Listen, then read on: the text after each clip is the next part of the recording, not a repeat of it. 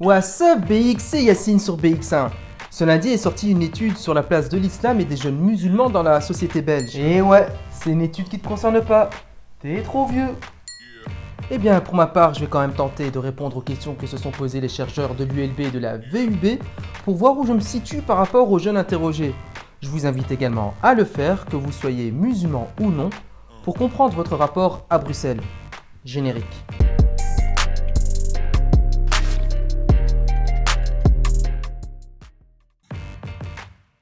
Alors je suis un homme de plus de 26 ans. Les chercheurs de l'ULB et de la VUB, quant à eux, ont interrogé des jeunes allant de 12 à 26 ans avec un taux de participation de 61,3% pour les 16-19 ans. JET 1090, RPZ, selon l'étude, seulement 2% des jeunes interrogés proviennent de JET. Schaerbeek est le lieu de résidence numéro 1 avec 20% de ces jeunes qui y vivent. En 2, il y a Molenbeek avec 19% et en 3, Anderlecht avec 15%. Par contre, certaines communes ne sont pas représentées, spécialement celles du sud de Bruxelles, comme Forêt, Uccle, Watermaboisfort ou encore Woluwe-Saint-Pierre. Alors je dirais d'abord musulman, et ensuite juste après, mais vraiment juste après, ça se joue à rien, je dirais bruxellois. Ensuite belge, marocain, européen et africain sur la même ligne. Alors pour répondre à cette question, l'étude de l'ULB et de la VUB reprend aussi les chiffres du questionnaire de Best, qui a notamment interrogé des jeunes bruxellois de 15 à 17 ans sur leur identification. Et sur 586 répondants, le sentiment d'appartenance à l'islam revient dans 76% des réponses. Viennent ensuite Bruxelles avec 73%, la Belgique 65% et la commune où ils vivent à 59%.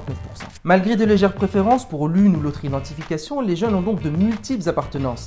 Des appartenances difficiles à porter, que ce soit ici ou dans leur pays d'origine, parce que certains vont remettre en question leur appartenance à tel ou tel groupe.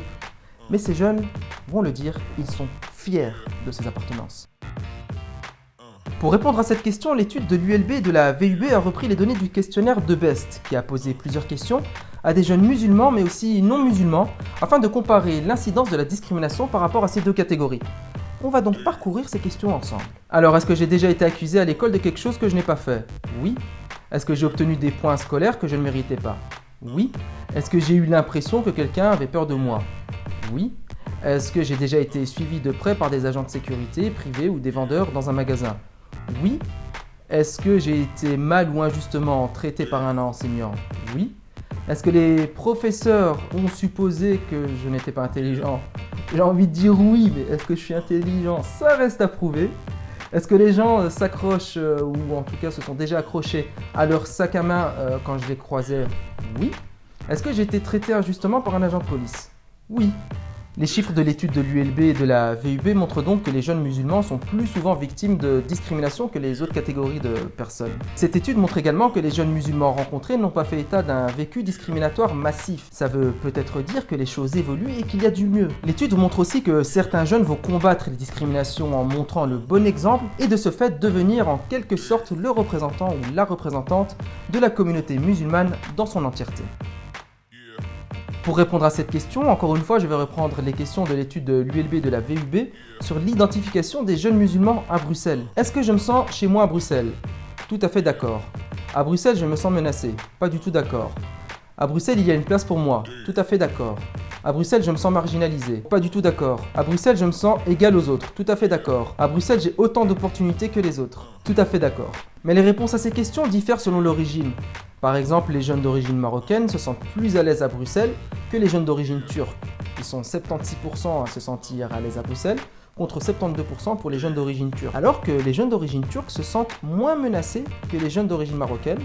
72% des jeunes d'origine turque ne se sentent pas ou peu menacés à Bruxelles, alors qu'ils sont 64% pour les jeunes d'origine marocaine. Et il faut aussi savoir que les jeunes d'origine africaine ont un sentiment d'appartenance qui est plus élevé que les autres groupes. Et puis les jeunes issus des écoles francophones se sentent plus à l'aise à Bruxelles que les jeunes issus des écoles néerlandophones. Mais dans l'ensemble, Bruxelles est l'endroit où ils se sentent chez eux, peu importe l'origine. Voilà, si cette étude montre également les liens qu'ont les jeunes musulmans bruxellois avec le pays de leurs parents, mais aussi leurs pratiques religieuses ou encore leur rapport à la sexualité, pour ma part, je m'arrête ici à leur rapport à Bruxelles.